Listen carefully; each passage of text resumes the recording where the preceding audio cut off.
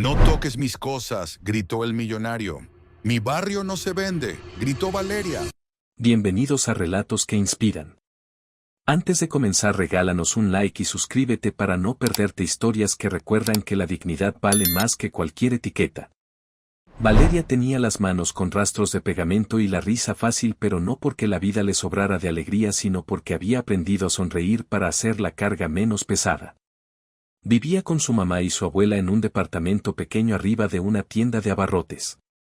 La casa no tenía lujos, pero sí una mesa donde siempre había pan caliente y una radio que a veces cantaba más de lo que la gente hablaba. Desde chica Valeria tomaba lo que encontraba y lo hacía funcionar otra vez. Desarmaba juguetes, restauraba radios viejas y arreglaba las bicicletas de los vecinos por unas monedas o por una cena en la tienda de la señora Rosa. No era por curiosidad vana, era porque en cada tornillo veía una posibilidad. Cuando llegó la carta con el logo del Centro de Innovación Atenea, la mamá de Valeria lloró como si fuera Navidad adelantada. Era una beca completa para un programa intensivo sobre diseño asistido por computadora y fabricación digital. Valeria no lo podía creer. Ella, la chica que soldaba en la noche con una lámpara de escritorio, la que cambiaba piezas por pan, ahora tenía acceso a impresoras 3D y cortadoras láser. Caminó por primera vez por el umbral del centro sintiendo que entraba a otro mundo. El Atenea era un edificio con paredes pulcras y olor a pintura nueva, pero por dentro latía como una fábrica de sueños. Había mesas con herramientas que parecían sacadas de películas, kits con componentes ordenados y pantallas que mostraban prototipos que costaban lo que un auto usado. Valeria sabía que esos lugares bonitos guardaban jerarquías y que muchas veces la jerarquía miraba hacia abajo. El director del centro se llamaba Álvaro Colder, pero todos lo llamaban el director. Traía traje plano siempre perfecto y una sonrisa que nunca alcanzaba a los ojos. En los eventos hablaba de innovación con una mezcla de orgullo y amenaza. Para los inversionistas era la cara pulida del éxito. Para muchos estudiantes era la puerta que abría y cerraba oportunidades. La primera vez que Álvaro vio a Valeria, ella estaba en el taller arreglando una prótesis de juguete con piezas recicladas. Había llegado con un prototipo en una caja de cartón y una historia en la mochila. El director pasó por el pasillo, miró la mesa de trabajo y soltó una frase medida con la suficiencia de quien tiene mucho que perder y poco que aprender. Eso no va a competir con nada serio, dijo sin levantar la vista. La frase flotó y se pegó a la piel de la sala. Valeria bajó la cabeza y siguió con su soldador. Lo que Valeria trajo al Atenea no era solo un cacharro hecho con piezas rescatadas. Era la consecuencia de noches largas y de ver a su primo Tomás volver del hospital sin la mano izquierda después de un accidente con una motosierra. Tomás era un niño que jugaba fútbol en el callejón y que había dejado de levantar la mano para celebrar un gol. Verlo perder la costumbre de señalar el cielo con los dedos le dolía a Valeria como una cosa que no se arregla con palabras. Su proyecto era una mano modular de bajo costo que se ajustaba con correas y que funcionaba con sensores simples y piezas impresas. Podía agarrar una pelota, un vaso o un lápiz y, lo más importante, podía ser impresa y reparada con materiales baratos. Para Valeria la prioridad no era la sofisticación técnica, era la posibilidad de que un niño volviera a sentir que con su mano podía jugar, recibir un abrazo y contestar al mundo con algo que había sido suyo. En el taller Valeria trabajaba con la paciencia de quien no tiene otra alternativa. La señora Rosa le prestaba piezas a veces por 2 panes y era la única que sin preguntar le traía herramientas. Algunos compañeros la miraban con curiosidad, otros con distancia. El Atenea premiaba la estética y los proyectos que olían a inversiones. Lo que venía de los barrios del sur no siempre entraba en la foto oficial. El director era maestro en preparar eventos brillantes. Los inversionistas venían vestidos con relojes que parecían obras de arte y con tarjetas que abrían puertas. A Álvaro le gustaba que su centro fuera un desfile de resultados pulcros. Cuando se enteró del prototipo de Valeria se permitió una sonrisa fría. Hagamos que presente en la gala, dijo en voz baja para que el resto lo escuchara. Si funciona perfecto, si no será divertido. El día de la gala el auditorio estaba lleno de trajes y cámaras que olfateaban una buena historia. Valeria llevaba su mano en una caja y el corazón le latía fuerte como tambor. Antes de subir al escenario, la coordinadora de programas comunitarios se le acercó con una sonrisa temblorosa. Confío en ti, le dijo. Hazlo como lo harías en tu taller. Valeria asintió y entró.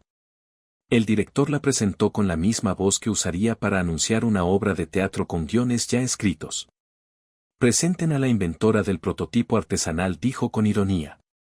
Algunas risas se escaparon entre la audiencia. Valeria respiró profundo y habló sin tecnicismos. Contó la historia de Tomás, de la chica que vendía dulces cerca del mercado y de la abuela que una vez le dijo que arreglar era una forma de cuidar a la gente. Abrió la caja y colocó la mano sobre la mesa. Con movimientos simples explicó cómo los sensores de presión conectados a pequeños servomotores permitían cerrar los dedos. Puso un vaso en la mesa y animó a alguien del público a probarla. Nadie se atrevía. Entonces la profesora de proyectos comunitarios subió y con gesto cuidado colocó la prótesis en la muñeca de un niño que entre la gente había venido para acompañar. Era Tomás. Cuando Tomás miró la mano por primera vez, su expresión fue de culpa y esperanza juntas. Valeria ajustó las correas, lo que había practicado 1000 veces.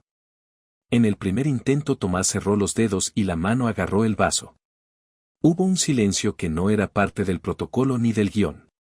La gente no esperaba ver una acción tan simple y tan enorme a la vez. Algunos de los inversionistas fruncieron el ceño mirando los números de un proyecto que no planeaban convertir en noticia buena. El director intentó recuperar la compostura. Es un proyecto interesante, dijo con tono diplomático, pero necesitaría supervisión profesional y recursos. Valeria asintió con calma. Ella no buscaba titulares. Buscaba que Tomás pudiera volver a levantar la mano en la cancha sin sentir que algo faltaba. La reacción fue mixta. Madres se pusieron de pie conmovidas escuchando la posibilidad real de que sus hijos no fueran excluidos por un accidente. Los de traje miraban con la molestia de quien se siente expuesto. Álvaro buscó amortiguar el momento con burocracia. Pero la mano de cartón y plástico ya había mostrado lo esencial. Había una verdad palpable que no cabía en un discurso bien ensayado. Después de la gala llegaron las pequeñas represalias. Días más tarde, piezas de la impresora de Valeria aparecieron dañadas en su casillero. Las pruebas que había subido al servidor del centro desaparecieron. Circularon rumores insinuando que su proyecto era una copia o que no cumplía con estándares. Eran estrategias sutiles de quien prefiere enlodar nombres a discutir ideas.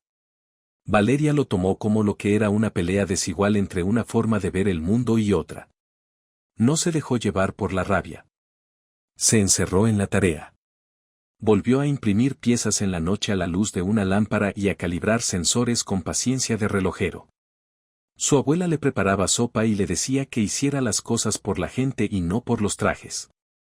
La señora Rosa le llevaba café y a veces piezas que nadie quería. Un par de profesores la apoyaban en silencio. No éramos el centro contra ellos, decía la profesora con voz baja. Somos el centro cuando recuerda para quién sirve. Organizaron entonces una demostración alternativa en el patio trasero de la Atenea. Si el poder no quería ver la necesidad real, la mostrarían frente a la gente que la vivía. Invitaron vecinos, madres de familia, niños y periodistas locales. La convocatoria se movió como corriente subterránea. Valeria sintió miedo y alivio al mismo tiempo. Miedo porque sabía que el director podría reaccionar y alivio porque dejaría de cargar las pruebas en una caja de cartón. Cuando Álvaro se enteró, reaccionó de la forma que mejor conocía. Ordenó que no se permitieran eventos fuera de agenda y que quienes participaran podrían enfrentar sanciones. Era la amenaza calculada de quien confunde la imagen con la verdad. Pero no consiguió desactivar la corriente. La gente llegó al patio con sillas prestadas y con miradas que no pedían permiso. Valeria colocó la mano en una mesa improvisada y encendió el prototipo. El primer niño al que le ajustaron la prótesis fue un chico que antes había llevado siempre guantes para ocultar la muñeca. Cuando cerró la mano y sostuvo un balón, la emoción se volvió ruido. A la distancia, una madre que había visto cómo su hijo se retraía en la escuela empezó a llorar. La demostración no solo mostró una pieza funcionando. Mostró una posibilidad de inclusión tangible. Álvaro intentó apagar la escena con una orden de suspender la presentación. Pero ya era tarde. Las lecturas, las fotos y las historias no se apagaban con un gesto de autoridad. Periodistas sacaron fotos y gente de la comunidad grabó con teléfonos. Valeria explicó que su mano no buscaba fama, buscaba que los talleres se abrieran, que los materiales fueran accesibles y que las familias pudieran reparar las prótesis sin depender de centros lejanos. Al poco tiempo comenzó la campaña para desacreditarla. Unos días después alguien forzó el cerrojo del laboratorio donde se guardaban sus archivos. Faltaron documentos y piezas claves. Notas anónimas llegaron a correos de profesores sugiriendo que el proyecto ponía en riesgo a los usuarios si se usaba sin certificación. Era la táctica de la duda sembrada. Valeria sintió el peso pero no cambió su decisión. Sabía que plantar una semilla implica aceptar que alguien intente arrancarla. La comunidad no se quedó de brazos cruzados. Organizaron una vigilia en la puerta del Atenea. No era una manifestación violenta sino una fila de voces que pedían transparencia y justicia. Padres, profesores y vecinos se turnaban con cartulinas y testimonios. Algunos alumnos que antes temían hablar ahora contaban historias de chicos que necesitaban opciones accesibles. El rumor ganó fuerza y llegó a las redes. La tensión subió cuando un inspector del gobierno local llegó a revisar el prototipo. No porque el centro lo hubiera pedido sino porque alguien llevó los datos a la oficina correspondiente. El inspector era un hombre de voz seca con experiencia en visitas de campo. Tomó notas, pidió grabaciones y prometió que si las mediciones se confirmaban habría que actuar con seriedad. Esa promesa fue como una segunda bandera para la gente que ya no estaba dispuesta a dejar que todo quedara en un titular. La jugada del director fue entonces invocar procedimientos. Ordenó que Valeria entregara el prototipo para revisión y que mientras durara el proceso no podría entrar al laboratorio. En papel parecía una medida prudente pero en la práctica significaba que las piezas quedaban en manos de quienes antes habían minimizado su trabajo. Para muchos era la forma de neutralizar una voz incómoda. La reacción de la comunidad fue inmediata. Copias de los archivos fueron guardadas por profesores en servidores alternos. Vecinas y vecinos organizaron turnos para cuidar el prototipo y para llevar testimonios a medios. La universidad, que colaboraba discretamente con algunos docentes, ofreció asistencia técnica para certificar los métodos. La ciudad empezó a hablar de una tecnología que nacía de una necesidad más que de un plan de negocios. En la sala de reuniones del Atenea se celebró una reunión con el inspector y miembros de la directiva. Álvaro habló con calma sobre protocolos y responsabilidad. Hablaba como quien cree que la burocracia apacigua cualquier tempestad. La profesora que había acompañado a Valeria presentó correos, listas de apoyo y testigos del proceso participativo. Mostró grabaciones y explicó que la demostración en el patio fue una decisión responsable basada en urgencia social y en la falta de respuestas que habían señalado las familias. La reunión dejó a varios en silencio. El inspector dijo que había que confirmar mediciones y que si se validaban había que diseñar intervenciones que no expusieran a los usuarios. Dijo algo más que resonó. Comentó que la colaboración ciudadana con datos y con voluntad no era un obstáculo sino un complemento. Fueron palabras que parecieron abrir una ventana y que hicieron que la conversación cambiara de tono. Las noticias se movieron rápido. Un reportero independiente publicó un video de la vigilia con testimonios de vecinos y escenas de la demostración. En pocas horas el video se difundió. Las redes explotaron con mensajes de apoyo y con preguntas legítimas sobre acceso y dignidad. La presión ahora no era solo local sino visible. La junta que supervisaba el Atenea comenzó a recibir correos y llamadas pidiendo transparencia. La respuesta de Álvaro fue una rueda de prensa donde prometió colaborar con las autoridades y reiteró la importancia de los procedimientos. Para algunos fue un gesto oportuno para calmar inversionistas. Para otros fue otro intento de controlar la narrativa. La contradicción era clara: hablar de procesos y a la vez no facilitar acceso a la evidencia no parecía creíble. Mientras tanto, en el barrio las cosas estaban cambiando. Técnicos y ONGs comenzaron a visitar puntos donde niños habían perdido miembros por accidentes laborales domésticos. Se activaron talleres de prevención y la idea de una mano modular y barata empezó a tener eco. El prototipo de Valeria no era la última palabra, pero había sido el disparador de una conversación que antes no existía. La administración del Atenea intentó frenar con sanciones administrativas. La decisión fue suspendida parcialmente por la Junta, que pidió una auditoría. Fue un golpe político para Álvaro, que empezó a ver su control resquebrajarse. La exposición pública y la movilización ciudadana habían cambiado las reglas del juego. En medio de esa vorágine, la vida de Valeria siguió siendo en esencia la misma. Iba al taller, trabajaba en sus diseños y de vez en cuando enseñaba a chicos del barrio que se asomaban por la bodega de la señora Rosa. Pero también tenía noches en las que la duda la golpeaba. Se preguntaba si había expuesto a su gente, si había medido las consecuencias y si su insistencia podía traer riesgos. Esas dudas no la quebraron, la hicieron más humana y más cuidadosa. La historia estaba en un punto de inflexión. Había datos oficiales que empezaban a confirmar que existía una necesidad real. Había una comunidad encendida y una administración que intentaba salvar la imagen. Había profesores que ya no callaban y estudiantes que empezaban a cuestionar la lógica de la exclusión. En la antesala de lo que sería una confrontación decisiva, Valeria ajustó su plan. Esta vez la demostración incluiría pruebas certificadas, más apoyo técnico y la insistencia en un control comunitario para evitar apropiaciones. La mañana de la audiencia pública llegó con el ruido de la ciudad en movimiento. El salón municipal se llenó desde temprano. Había madres con niños con la mirada encendida, padres con carpetas, profesores y vecinos que venían a hablar con voz propia. Valeria entró acompañada por la profesora y por la señora Rosa, que no se perdía nada. Tomás no quiso ir, dijo que prefería quedarse a jugar en el parque, pero le llevó un dibujo donde levantaba la mano como si fuera un trofeo. En el estrado, Álvaro lucía tenso. Ensayó su discurso sobre protocolos como si fuera un amuleto. Pero la sala esta vez no estaba poblada solo por gente que respira con comodidad. Había testimonios y datos y una autenticidad que no se podía imitar. Un vecino subió al micrófono y contó cómo su sobrino había dejado de sonreír después del accidente y cómo una prótesis barata podía devolverle parte de esa infancia. Una madre relató noches de preocupación y de viajes a hospitales sin respuestas. El inspector habló claro. Dijo que la colaboración ciudadana era válida y que había elementos para investigar y diseñar medidas.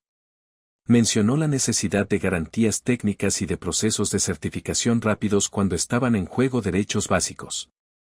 La mirada del público cambió hacia una exigencia concreta, no hacia un rumor político. La Junta decidió abrir una investigación interna y pedir acompañamiento técnico externo. Fue un paso que para muchos representó justicia, no venganza. Algunos miembros de la administración tuvieron que responder por compras y políticas que priorizaron eventos sobre impacto social. No fue una limpieza milagrosa, pero sí un horizonte nuevo para debates que antes quedaban en oficinas con ventanas cerradas. En paralelo se tejieron redes de apoyo. Universidades ofrecieron laboratorios, ONG ofrecieron recursos y empresas locales propusieron colaborar sin borrar el control comunitario. Valeria estuvo en reuniones escuchando, proponiendo y marcando límites. No quería que su barrio fuera un lugar de pruebas para otros. Quería que la tecnología sirviera a quienes sufrían sin convertirse en mercancía para unos pocos. La cooperativa que nació de esos esfuerzos empezó a funcionar. La señora Rosa armó un pequeño taller donde se imprimían cartuchos y piezas. Vecinos trabajaban por horas y por dignidad. La cooperativa vendía las prótesis a bajo costo y creaba talleres de formación para que cualquiera pudiera armar y reparar las piezas. Era una solución que mantenía la esencia del proyecto lejos de la lógica de apropiación. Hubo momentos difíciles, reclamaciones legales y debates técnicos. Una empresa que abastecía hospitales cuestionó la metodología de medición y pidió pruebas más rigurosas. Fue una jornada larga en audiencias donde expertos independientes verificaron los protocolos y la comunidad aprendió a defender su evidencia. La victoria no fue espectacular, pero fue sólida. Con el tiempo el prototipo evolucionó gracias a alianzas que no borraron la autoría original. Mejoraron los sensores, optimizaron las piezas y el diseño se estandarizó para facilitar la producción. La cooperativa creció sin dejar de destinar parte de sus ganancias a formación y a proyectos comunitarios. Valeria aprendió a delegar, a construir equipos y a no convertir su vida en espectáculo. La vida cotidiana recuperó su ritmo. Valeria seguía en la bodega arreglando bicicletas y repasando diseños con chicos que llevaban relojes viejos para reparar. La abuela disfrutaba de visitas al taller y se sentía orgullosa de ver que su nieta no solo arreglaba objetos, arreglaba vidas.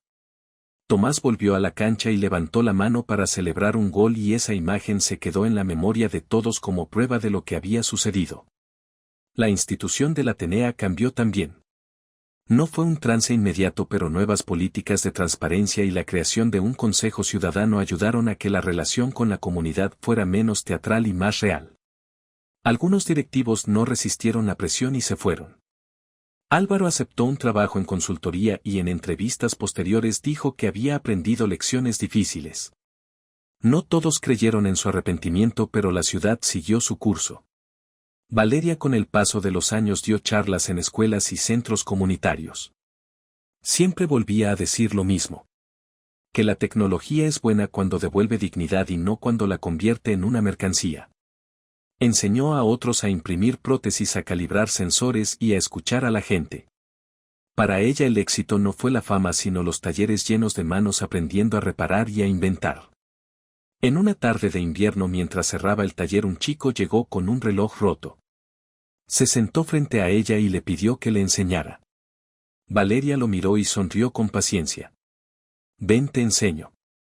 Lo básico, dijo, y empezó a mostrarle cómo identificar un componente, cómo soldar y cómo pensar soluciones. Fue un gesto pequeño, pero para Valeria la continuidad de todo aquello era lo que importaba. Valeria volvió al taller al día siguiente con el mismo delantal manchado de resina y con una lista larga en la cabeza. Tenía reuniones con ONGs y con una ingeniera que venía de la universidad, pero también tenía que supervisar la línea de montaje de la señora Rosa. No todo podía esperar. Aprendió a moverse con la sensación de que cada cosa que hacía era una pieza más en un mecanismo mayor. Lo que antes era un proyecto en una caja de cartón ahora era una red de personas que dependían de que las cosas funcionaran. Las primeras semanas tras la audiencia fueron una mezcla extraña de celebración y de trabajo duro. Llegaban ofertas de colaboración que sonaban bien en los correos, pero que pocas veces respetaban la regla que Valeria había impuesto desde el principio. «No quiere que el barrio sea un laboratorio a cielo abierto», decía ella, y miraba a los que ofrecían montar fábricas sin consulta ciudadana. Aprendió a decir no con firmeza. No era por orgullo, era por cuidado. Algunas propuestas intentaron poner condiciones para usar la idea a cambio de dinero. Querían licencias exclusivas y cláusulas que impedían que la tecnología se compartiera. Valeria y la cooperativa discutieron cada punto. La señora Rosa sacó cuentas con hojas que ya no cabían en la mesa, y una vecina que antes vendía tortas hizo cálculos sobre precios y tiempos. Lo que podía ser una salida rápida se convertía en una pérdida de control que les dolía a todos. Al final rechazaron las ofertas que se parecían a una venta del barrio.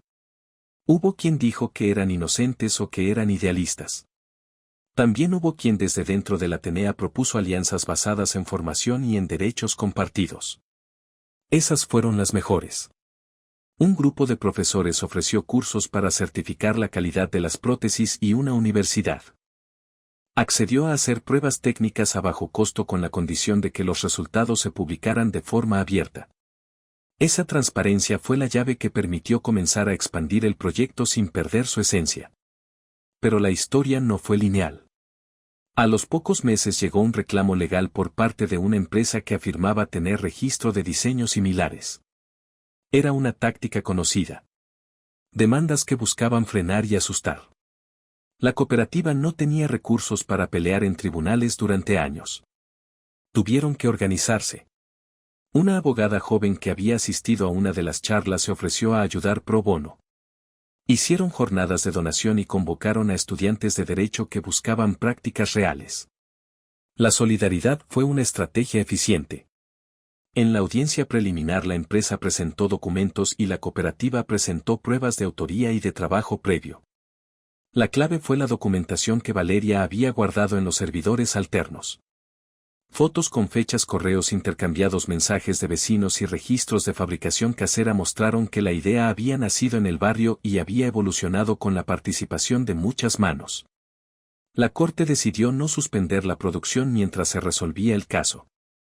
Fue una victoria importante aunque no definitiva. Mientras todo eso sucedía, la vida cotidiana siguió. Valeria enseñaba por las tardes en el taller de la señora Rosa y por las mañanas revisaba planes de producción. Los chicos que aprendían a soldar se convirtieron en colaboradores en la cooperativa. Uno de ellos era Javier, un joven con manos rápidas y sentido del humor que había llegado con un reloj roto y se quedó por curiosidad. No había romance con prisa, sino una serie de momentos donde el trabajo conjunto había creado confianza. A veces se miraban con complicidad cuando una pieza encajaba y la máquina funcionaba mejor por un ajuste pequeño que nadie había previsto. Un día, una alarma en la noche les despertó a todos. Era un incendio en la bodega donde se guardaban unos materiales. Nadie resultó herido, pero las cajas con cartuchos impresos quedaron chamuscadas. Fue un golpe fuerte. Hubo quien pensó en sabotaje y hubo quien vio un accidente por mala instalación eléctrica. Lo cierto es que la cooperativa perdió meses de trabajo y la señora Rosa lloró una tarde entera frente a la puerta. La ciudad reaccionó. Vecinos llevaron ventiladores y mesas y hubo jornadas de reconstrucción donde todo el barrio puso las manos a trabajar. Esa escena mostró algo vital. La tecnología no era un producto mágico que se vendía y listo. Era una red de cuidados y de personas interconectadas. Las pérdidas del incendio se compensaron con la solidaridad y con la ayuda técnica de voluntarios que prestaron impresoras y herramientas. La cooperativa aprendió a mejorar sus protocolos de seguridad. Compraron extintores, reforzaron instalaciones y crearon un fondo de emergencia para cubrir contingencias. Esas medidas hicieron que la gente empezara a tomar el proyecto en serio, no como un pasatiempo sino como una actividad que requería responsabilidad. Mientras tanto, las visitas a escuelas y centros comunitarios se volvieron rutina. Valeria y su equipo colocaban manos protésicas en muñecas de niños que habían sufrido accidentes o que nacieron con alguna limitación. No todas las prótesis resolvían cada caso, pero para muchos era el primer paso. Había abrazos y risas y tardes de aprendizaje. Enseñaban a reparar, a calibrar y a adaptar piezas. Ese aprendizaje colectivo fue la semilla de una cultura de cuidado y de autosuficiencia. En el plano institucional hubo cambios. El Atenea tuvo que abrir sus procesos y publicar contratos. La junta directiva insistió en auditorías y en nuevas políticas de transparencia. No fue solo teatralidad. La presión ciudadana y la cobertura mediática obligaron a la institución a rendir cuentas. Algunos proyectos dejaron de recibir financiamiento y otros se reformularon con criterios más claros. No fue una limpieza total, pero sí un ajuste que mostró que la ciudad podía exigir coherencia entre lo que se dice y lo que se hace. La cooperativa no solo fabricaba prótesis.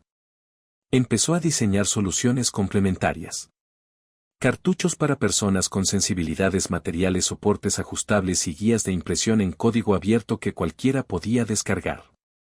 Publicaron manuales sencillos con fotos y pasos claros para que quienes no sabían leer técnico pudieran entender.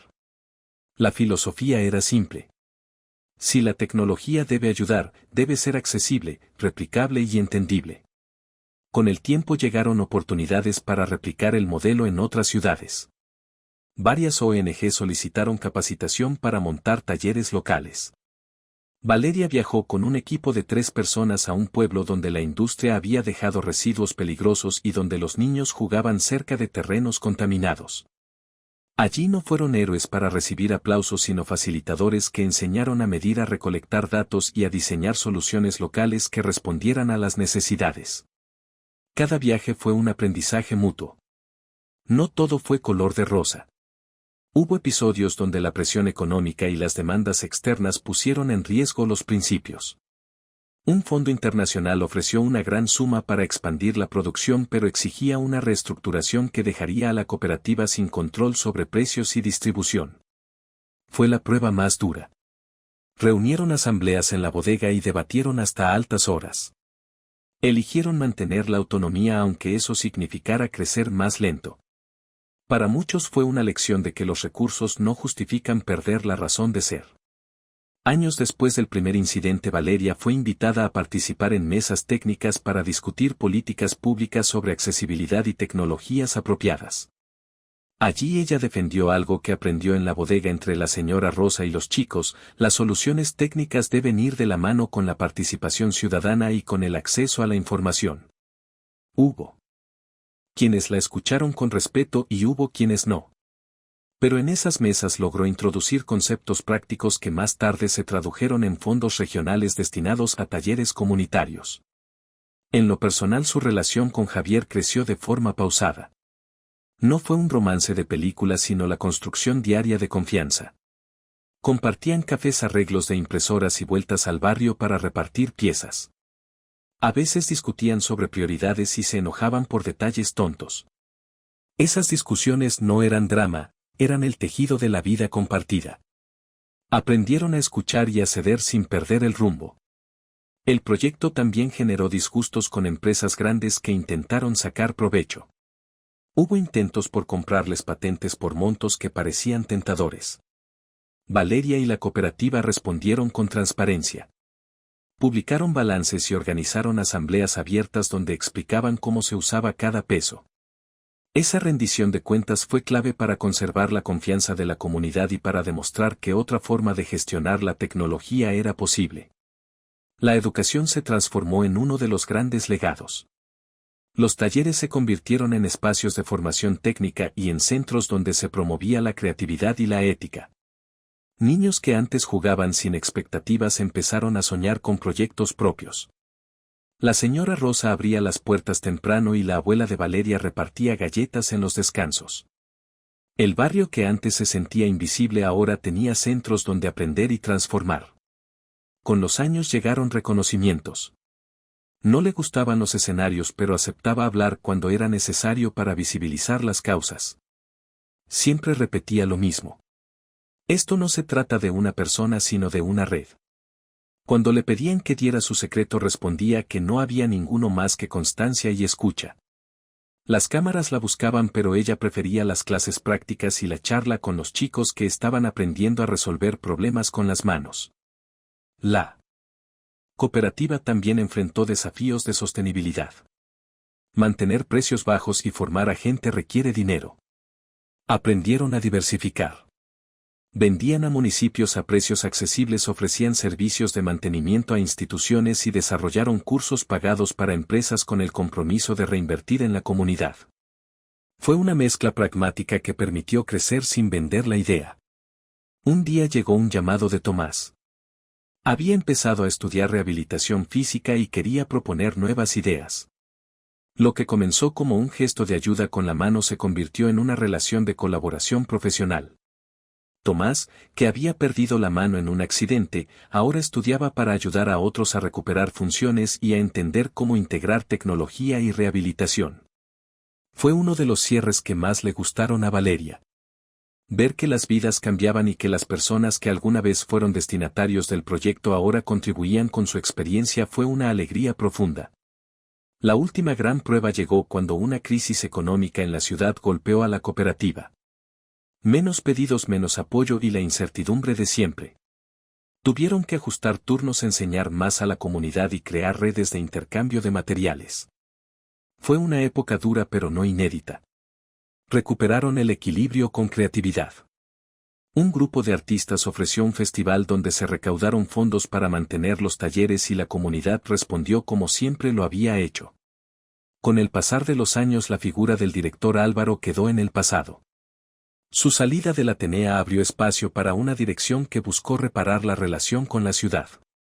No todo se resolvió con su partida, pero la institución fue cambiando poco a poco. Se crearon códigos de ética y un consejo ciudadano. Algunos profesores volvieron a colaborar de forma más abierta. Fue un proceso lento pero real. Valeria aprendió a ver su trabajo con distancia. No era la heroína que salvaba al mundo. Era una persona que se levantaba temprano y organizaba la bodega. A veces sentía que el peso era demasiado y entonces hablaba con su abuela, que le decía que nadie carga solo. Esas palabras le ayudaban a pedir ayuda sin culpa. La cooperativa se consolidó como un proyecto que combinaba técnica con cuidado. Su modelo inspiró a grupos en otras ciudades que replicaron la idea adaptándola a sus contextos. No era una franquicia sino una familia de proyectos hermanados por reglas sencillas.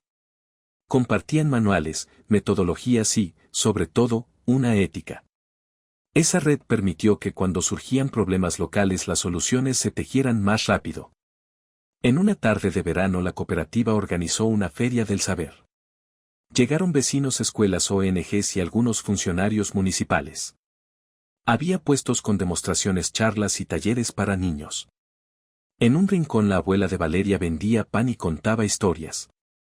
En otro, Tomás hacía ejercicios con chicos que estrenaban prótesis. Valeria caminaba entre la gente con la sensación de que algo importante había germinado y que lo que veían no era el final sino un estado intermedio lleno de promesas. Al final de la jornada se sentó en la puerta del taller con Javier y con la señora Rosa. Miraron como un grupo de niños intentaba montar un circuito con piezas recicladas. Reían cuando algo no encajaba y celebraban cuando funcionaba. Valeria pensó en todas las noches de soldadura y en las mañanas de dudas. Pensó en las veces que la humillación y la burocracia casi la doblegaron y en las veces que la comunidad la sostuvo. Sonrió con una mezcla de cansancio y de paz. Antes de cerrar el taller la abuela le acercó un termo con café y le dijo que estaba orgullosa. No fue un discurso largo, solo palabras sencillas que tenían la verdad de lo cotidiano. Valeria miró el barrio que se recortaba en la distancia y sintió que el trabajo no había terminado. Había nuevas generaciones por formar, nuevas alianzas y problemas por resolver. Pero también había una red de manos que sabía cómo unirse. La historia de Valeria y la cooperativa sigue viva porque las cosas reales no terminan en un titular. Cada prótesis ajustada, cada taller realizado y cada joven que aprendió a soldar fue una pequeña victoria que sumada a otras movió la aguja de la ciudad. No fue un cambio instantáneo ni perfecto, pero fue un camino donde la dignidad y la técnica se encontraron para dar respuestas. En una escena final que es más un punto y seguido que un cierre vemos a Valeria entregando una prótesis a una niña que la recibe con ojos grandes y una sonrisa tímida. La niña aprieta la mano protésica y luego toma la mano de su mamá. Valeria ajusta una correa y siente que todas las noches de trabajo valieron la pena. Se vuelve hacia la bodega y ve a Javier riendo con un chico que aprende a usar un soldador. La señora Rosa está en la mesa cortando masa para empanadas que venderán mañana para juntar fondos. La abuela les trae pan y les dice que sigan porque hay mucho por hacer. La cámara se aleja con la imagen del barrio donde las luces empiezan a encenderse. No es una visión perfecta, pero sí una que muestra movimiento y vida. Las manos manchadas de aceite siguen siendo la mejor referencia para medir qué tanto se avanza. Valeria apoya la taza en la mesa, mira al horizonte y piensa en lo que vendrá. No es una promesa grandilocuente, solo la certeza tranquila de quien sabe que el trabajo compartido transforma la realidad paso a paso.